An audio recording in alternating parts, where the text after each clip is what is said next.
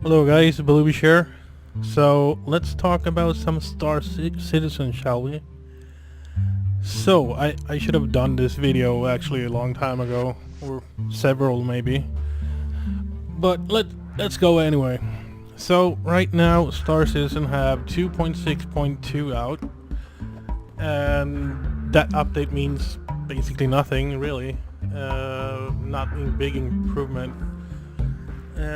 But this video is gonna be for people that know about Star Citizen but don't know about the development really and the progress. It might be a long video, I'm not sure. But first off, I want to talk about the ships and game packages, because people, I've been different YouTube videos and forums discussing parts of this, and I can understand people's skeptic view on it and why they're careful to buy it or get it. It's not like other games, it's community funded basically. So when you buy the game, basically you fund for the development of the game. It's different in that way with many other games. So they raise money at the same time they're trying to make the game. And as you see here, you have the basic packages. This first one here is the standalone Squadron 42 pledge. This Squadron 42 is only for the single player game. You have to keep that in mind. And single player will be, I think it's 3 episodes, and at least the first episode will be around 100 hours of game time. So keep that in mind.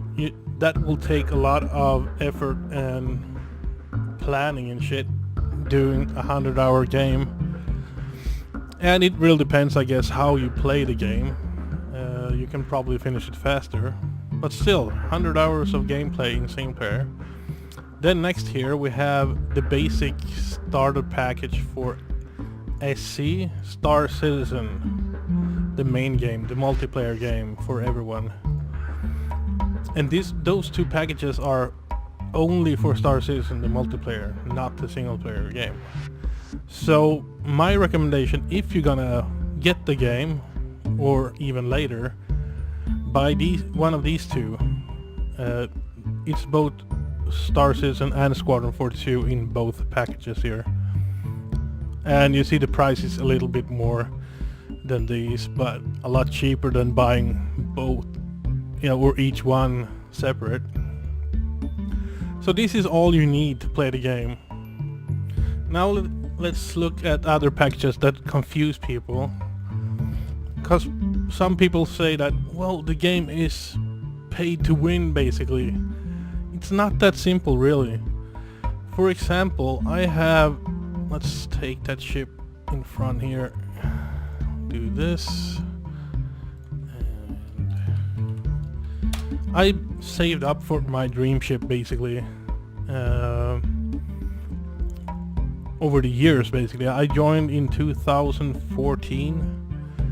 And the nice thing about being able to follow the game development for so long, you have the ship upgrade here.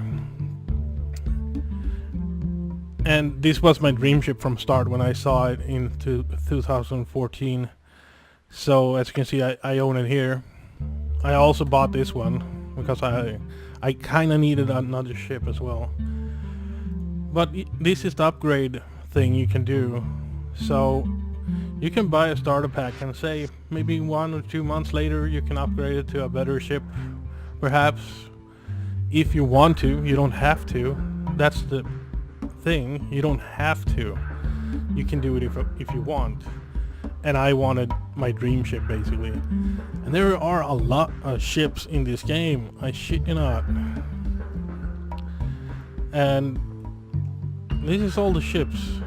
Whoops.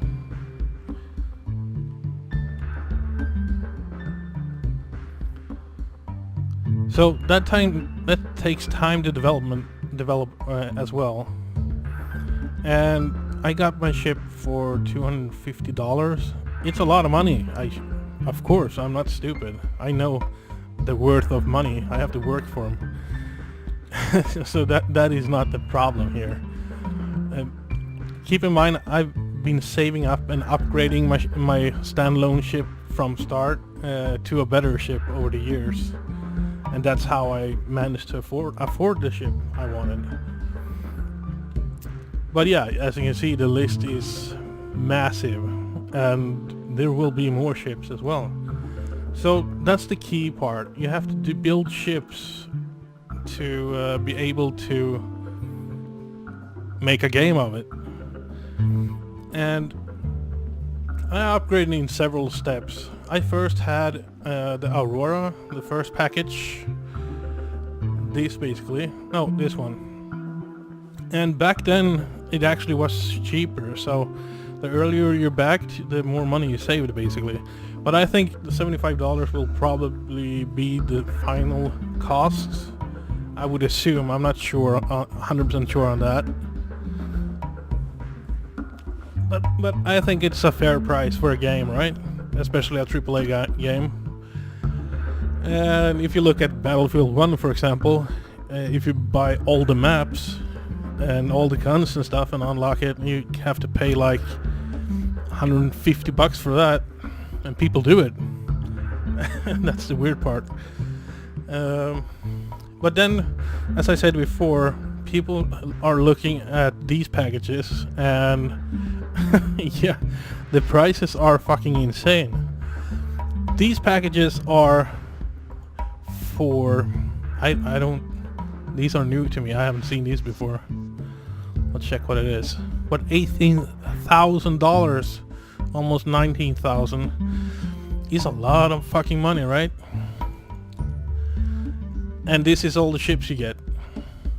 A massive list of ships. It's like 2 of each ship almost. 2 reclaimers, 2 of these. This is the rarity ship basically. I think this one is $300 or something like that. $350. It's the private luxury exploration ship basically for the Constellation.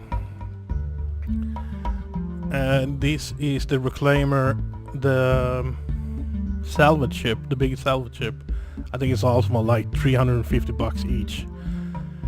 So yeah, this is the the reason. Oh, 2 of the ship I have even.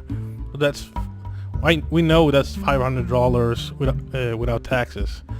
And the prices have gone up also. The longer the time it goes, the prices are going up. The reason is they want to have these awesome ships like the 890 Jump, Carrack, or the big frigate ships.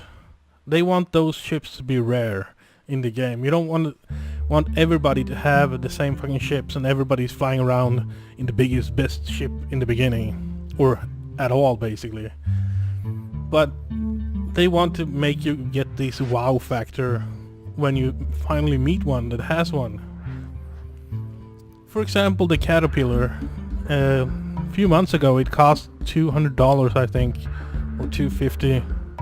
It's kind of similar to the Bounty Merchantman. And today, let's see what it costs today. Oh man, I forgot the name already. Shit.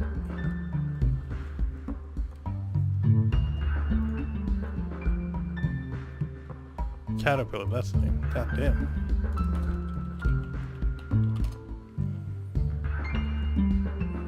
As you can see, with taxes, I have the fun thing to live in Sweden, so I have to pay anything online as well, plus 25% in taxes. So I'm guessing the ship costs $300, and then I have to pay taxes on it too, or something like that.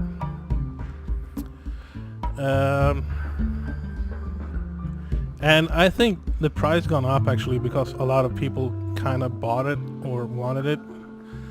And it's a modular ship, so It's a good ship for all kinds of stuff.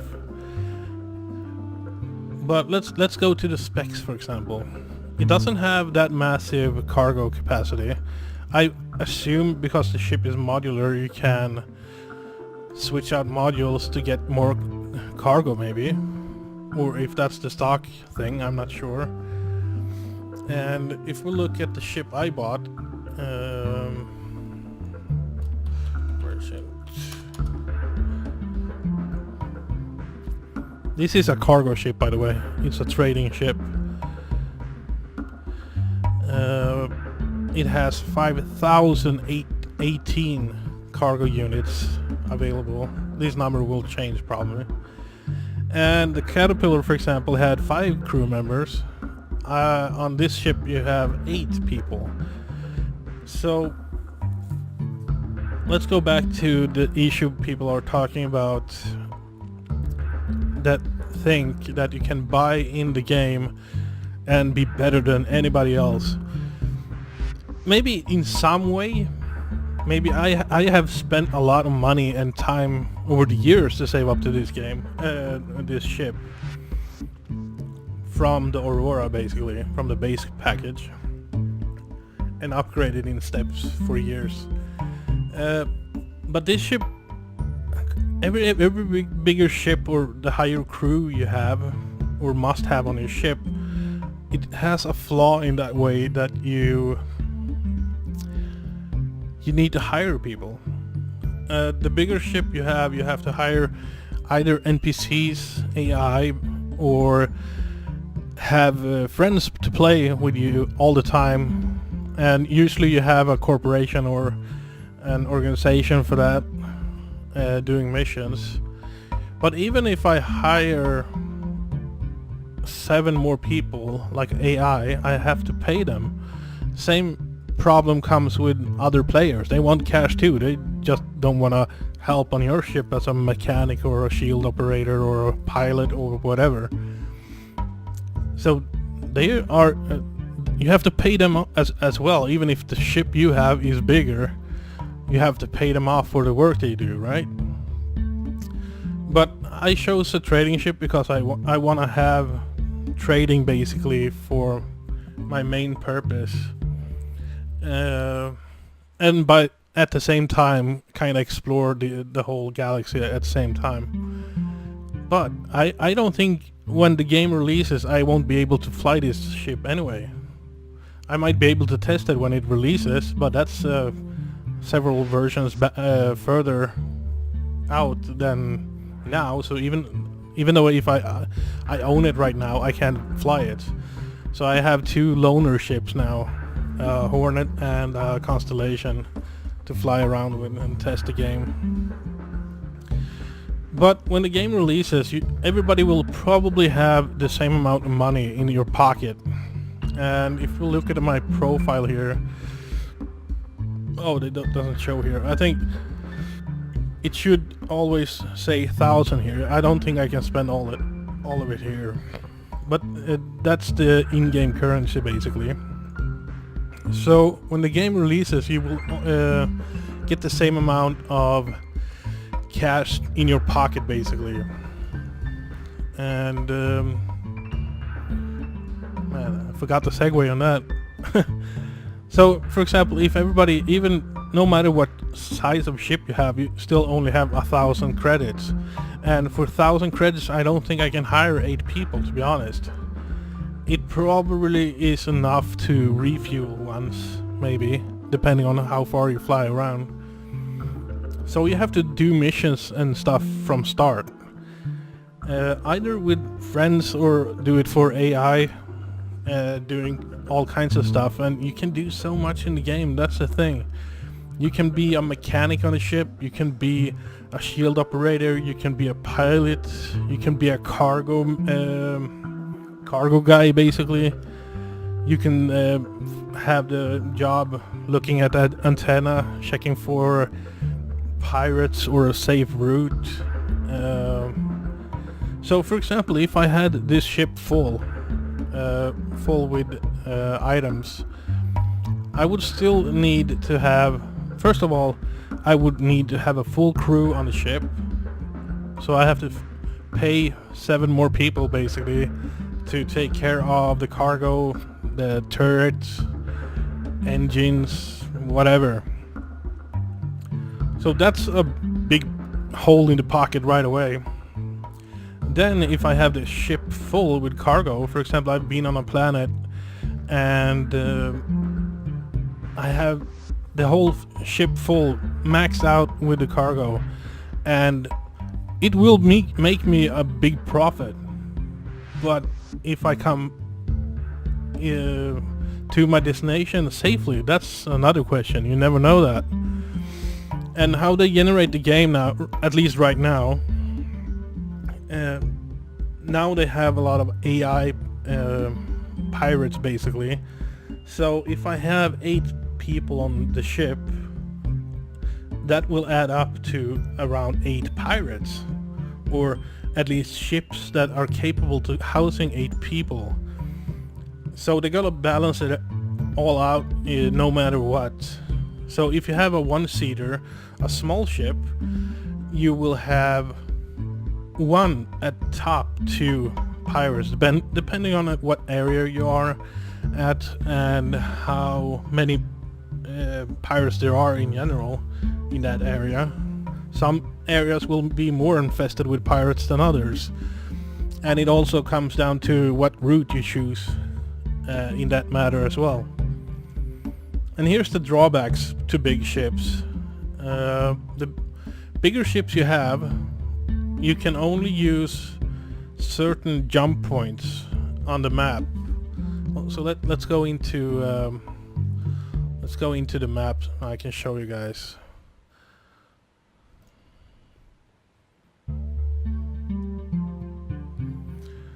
Cause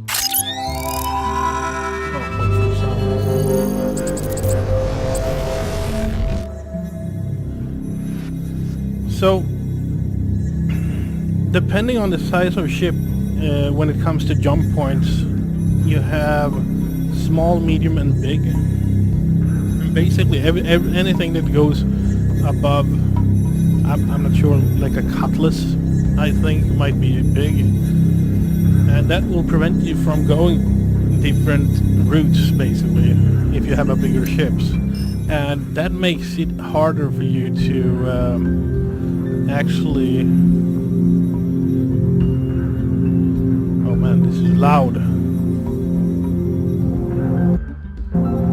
Oh, no volume. Okay. So let's go into the route. This is the full galaxy map, basically, or as it is now. I think the red area here is the pirate area, if I'm not incorrect. No, I didn't want to fly there. Wait, what did it say?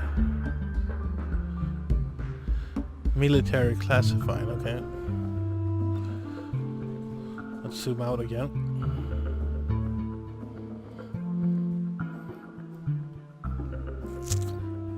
So here we have Huey, Banu, Vandal. Why did it say military when it's Vandal? Maybe it's some changed. Anyway, so for example, if I have a small ship, I can use these routes, and the medium ones, and the big ones. This is what you can do with a small 1-seater, for example. I'm not sure why you can't go to these ones. It's just weird. So here you have, if you have a 1-seater, for example, the starter ship. Let's say the starter ship, just to make it simple. You can go basically anywhere. So if you want to go from here to here, you can take the shortest possible route to go there. If you have a big ship though, it's not that easy, right? So first we have to go all the way up here, down here, down here, and around. In some areas, as you can see, you can't even go to. That's the problem with bigger ships.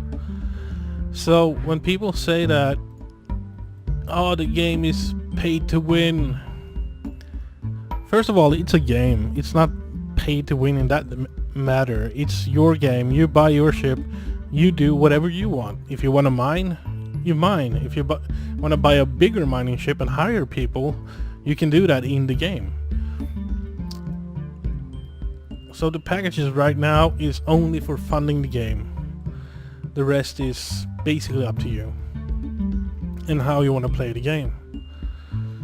So even if you have like a big corporation or something over here and they have a lot of big ass ships that have put in money in the corporation and funded together and bought a fleet of ships, basically, it doesn't matter really. Sure, if it's a route you're gonna take, it's gonna make some problems, I guess, but it really depends on what your goal in the game is gonna be. If you're a miner, I don't think that's a bad issue or a big problem really. If you sell fuel, I don't think that's a big problem either. You can probably sell fuel to both pirates and good guys. The same with my trading ship, for example. I can sell stuff to both sides basically, or all three sides. Vandal, I'm not sure if Vandal is gonna be in the game or the single, the multiplayer game. I'm not 100% sure on that, but I think they are gonna be there. I'm not sure how many races or kind of people there will be in the game really, but it kind of gives you a perspective where the bad parts having a big ship is actually. And yeah, that's basically my point today. And the next update is, let's search for it. Oh man.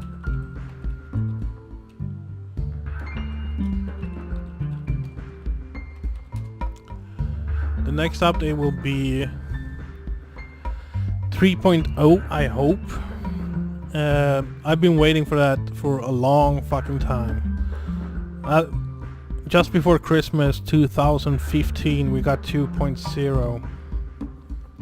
So more than a year we have had the same basically the same content to do in the universe right now as a test platform since 2.0. Even though it's 2.6.2, they have added some small things, kinda bullshit things if you ask me, but I understand why they've done it as well. They need to test stuff, so they have added Star Marine, for example, and Star Marine is the test platform for the single player, or when you are outside a ship, for example on a planet, and running around looking for well, rare items or something like that. They want to test out that fighting aspect of the game as well in first person.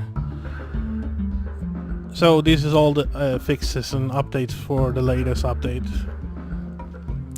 And there are because the update came out in this Friday, I think, or I think it was second of, no, was it 1st April? Maybe it was 1st April, I'm not sure. It was close enough though. It said 31st, so was the aim at least. So let's go to 3.0. Some people are talking about, I don't know if it's true or not, but some YouTubers that have some better insight to the game development than I do, they think that 2.7 will be actually an update, but there's no proof of it. But it has been changing a lot over the past years of development, so there might be, there might not be. Anyway, this is the focus I have, at least, because I'm gonna do trading, so I want to test it out and try it out and see how it works. And in 3.0 they will add trading, how to buy and sell, basically, cargo transport, so you will be able to test for example, taking a mission on one area, for example, a space station or a planet, and do basically a shipping missions basically, and earn money from that. And with that money you can buy in-game content. And I assume they're gonna add, like, you will be able to upgrade your shields and weapons and all kinds of stuff, at least for testing. So it's still in alpha. And they will also have piracy and smuggling. Establish secure and non-secure areas. So if you're a pirate, you can probably get missions like hold this route basically, and if anybody tries to pass, just shoot him down. And that could be you with your cargo basically.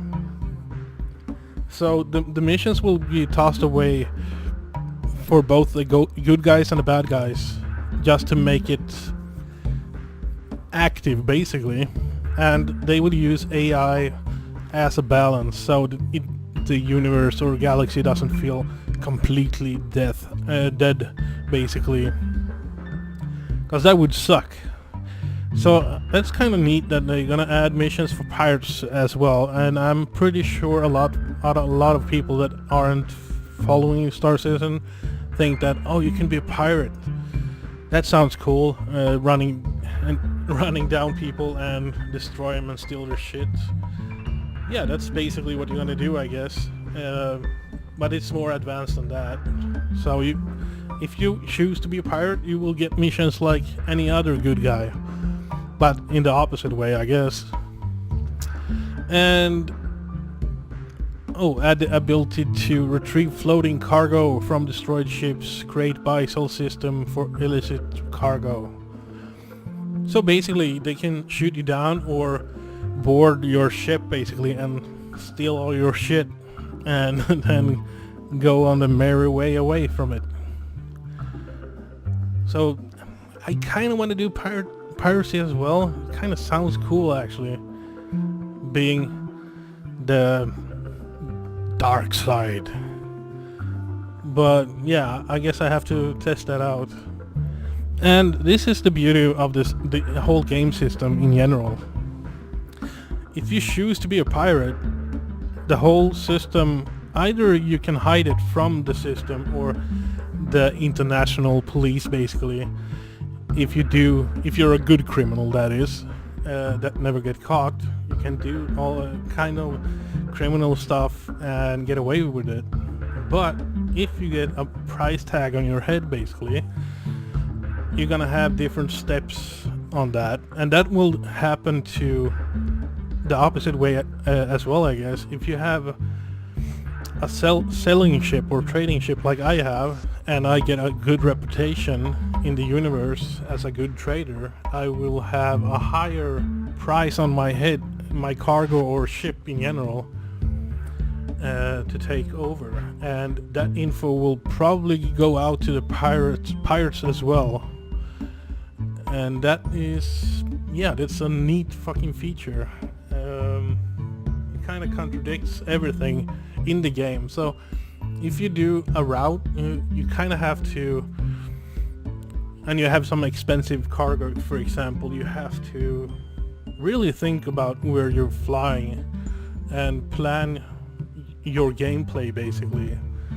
Kind of like a chess, but in space. Because shit can go south really fast. And you don't want to lose the cargo. The cargo is to pay for repairs and refueling, maybe a crewman or two, or even more. So for example, if I met with my ship, even if I had a full crew, but I don't have any escorts with me, the chance of me escaping actually is not that big. For example, if there is 3 pirate ships, kind of mid-range, I'm not sure if that ship would actually survive that. It really depends on how good they are on attacking a bigger ship, and how to avoid getting shot down basically. So a few smaller ships can take out a bigger ship real easy actually. I've noticed it in the game already. I played the other day on testing the new updates, and I was flying around alone in my constellation, and I had to fight this pirate in a cutlass. Cutlass is this ship, let's see.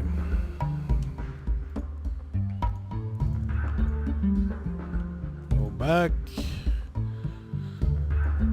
So I had this ship, let's see what it is. Search. I had this ship. This is my loner ship. So it can have a crew of 5 people, but usually right now it's not that many players in the game, and I'm not sure what the other people are going to do. You have 2 turrets, but you will be able to repair stuff on flight as well. And the specs for all the ships are usually not maxed out. As you can see on this, the main guns are size 3, but you can upgrade it to max size 4. And these specs differs between all the ships basically. But yeah, it's like driving a mid-range school bus, I guess. It's not agile as hell, but you can still fight some pirates, and the more cargo you will have in the ship, it will add weight to the ship in general. So if the cargo is full, the ship will be slower. For the more cargo you add to the ship, the slower it's gonna be. And the ship that I had to fight was a cutlass pirate, and it's this one, and that's a milita style ship basically. I'm not sure if it's a medium size. As you can see here, its main focus is militia and patrol. It doesn't have much cargo, but it can still have 3 people on it, and it got pretty good firepower, to be honest. You have, I think it's 2 guns on each wing here in the front, and then you have the turret. So yeah, and it has evolving engines as well. These can turn around 360 degrees. Plus it has engines on the middle part here. Let's see if we can get a good picture. Here you have them, and they also turn 360 degrees. And this is a massive fucking thrusters compared to other ships. So this ship can turn on a dime, and it took me around 20-25 minutes to actually be able to finish him.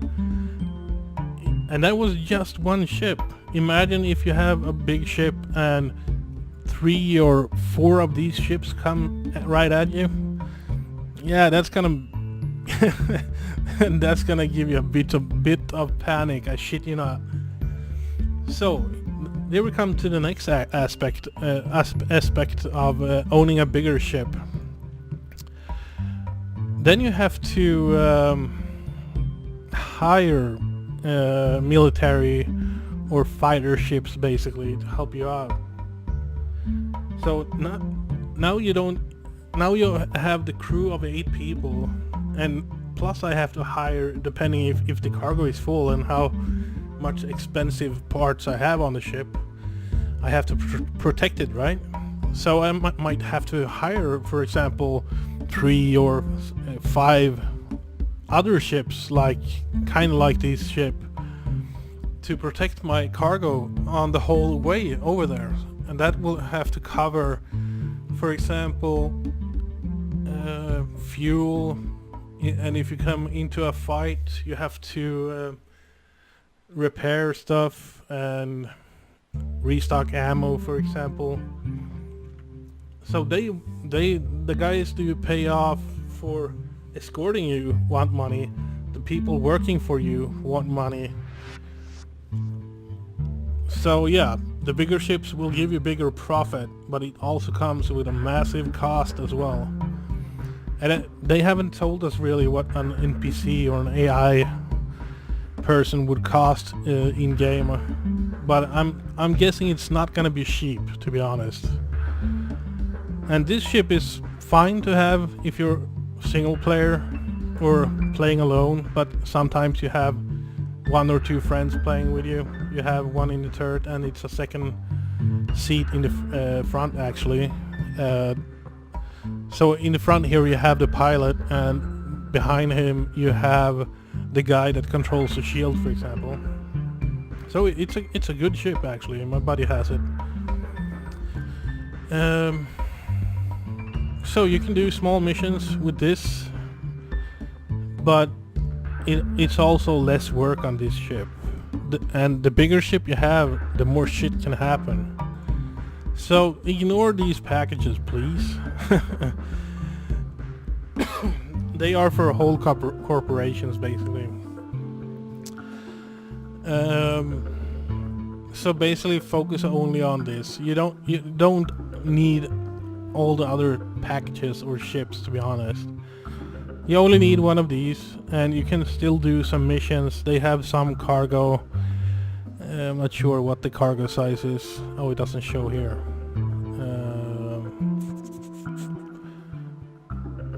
Let's check the stats for Aurora MR.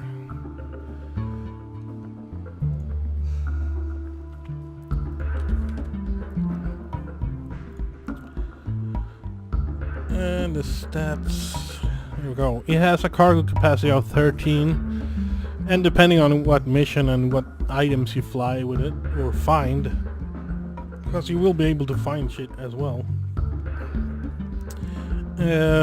You sell that stuff, do some missions, pay for refueling, damages and all that kind of stuff, and save the rest basically. And that's how you earn money in the game. And after a while you can afford to buy a better ship or a bigger ship. So that's mainly the difference. But a smaller ship is actually better if you're worried about costs in game, because the cost will be massive. I shit you not, I don't have no idea yet so far how much I have to pay to refuel my ship, even with jump fuel. And that will probably set me back before I learn that stuff. Right now I did a mission in the Constellation, for example, just by myself too, and no crew, as the missions are set up now. And the mission got me 2,500, but I had to fight 2 pirates by myself, and it cost me more than double to repair and refuel and restock ammo and rockets and stuff after that mission. So it will be random as hell, depending on how you plan your route to the destination, and basically the randomness of it as well. Sometimes you will have one easy enemy, and one time you will have 2 pirates basically attacking your ass. And last time that happened, I almost died actually. The ship was pretty bad shape, and I had to spend more than the double to repair it and refuel it and all that. So yeah, bigger ships is not usually better, or doesn't have to be better. If you get to your destination, it can be massive rewarding, I guess. And that's how they're gonna balance out the game. They want to balance out in every aspect actually. So even if you just have the starter ship, for example like the Aurora, and you don't want to play alone, you can do missions on another person's ship, for example, and earning money that way, for example. So my ship, I have the plan to have for basically my community, and if they don't want to fly around in their starter ship, they can do work on my ship and help me out, and earn money together basically. And that will also probably do better than having just AI crew, because AI crew will have skills basically. You hire per skill. You cannot level up as a person in the game. You can only have your personal experience. So if you have, for example, when it comes to mining, if you have no experience in mining, like I don't, you will be fucking worthless at it in the beginning probably. It will be hard as fuck to do it, and it will probably suck a lot of times. So let's go back to the schedule here. And what we got more in 3.0. Create a mercenary, create a service beacon system for combat assist contracts. Create AI distress scenarios. Oh yeah, they're gonna add, for example, say you're spacewalking and your ship gets blown up and you're out in space in nowhere. You can send out a distress beacon basically and get some other player to pick you up, either AI or another player basically. And we have already tested that out, not the beacon part, but using the chat basically to talk to other people in the server and let them come get you, and so you can get home to the base basically. So that just that part actually gives you a lot of gameplay, to be honest. And then we have Bounty Hunter. Accept missions to terminate wanted players and NPCs.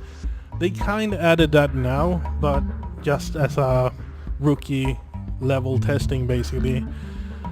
So if you play now in 2.6.2 for example, and have been for several versions, I'm not sure when they implemented it, 2.4 maybe, you can get on your mission screen, you can get level, I think level 3 or level 4 pirate.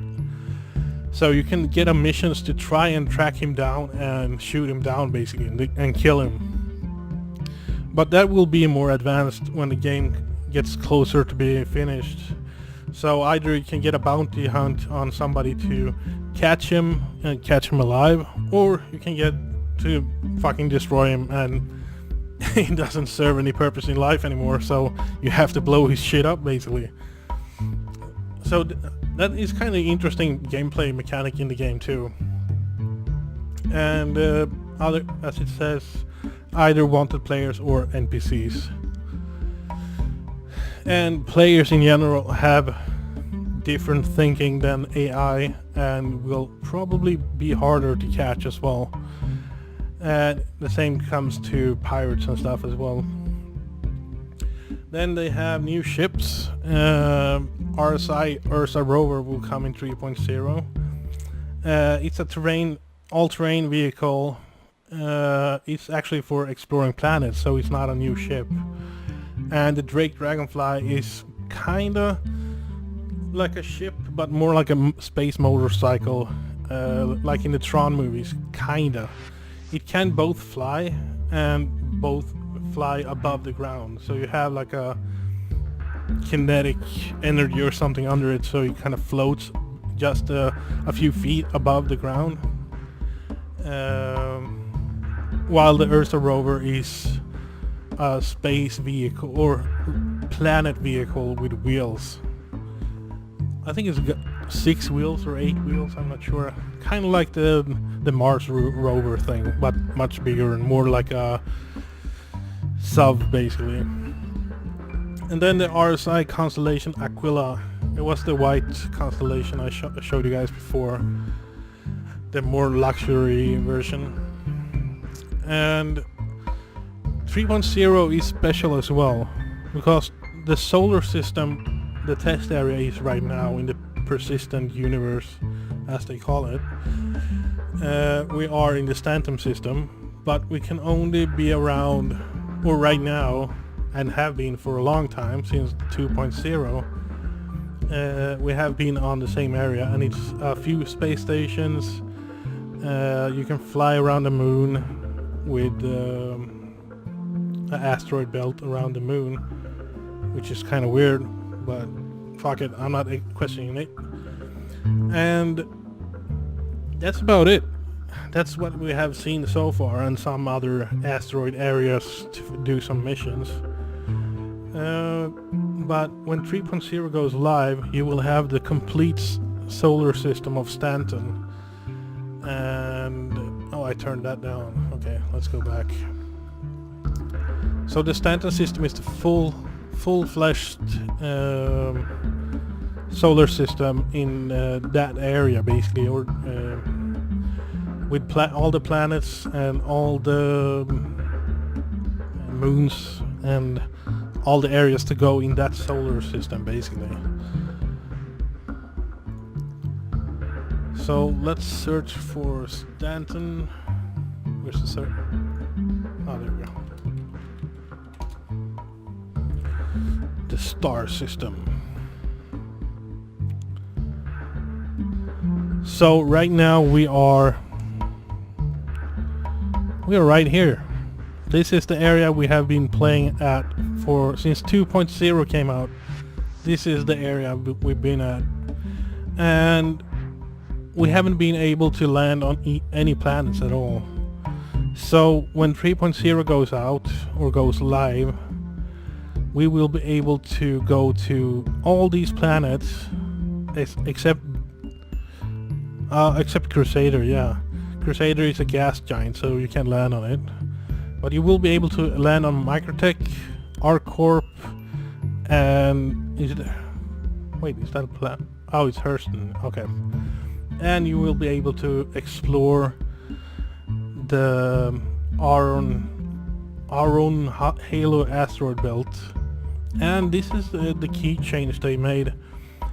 They said that mining would probably come out later in 3.1, but it looks like they kind of teased us a bit with this ship.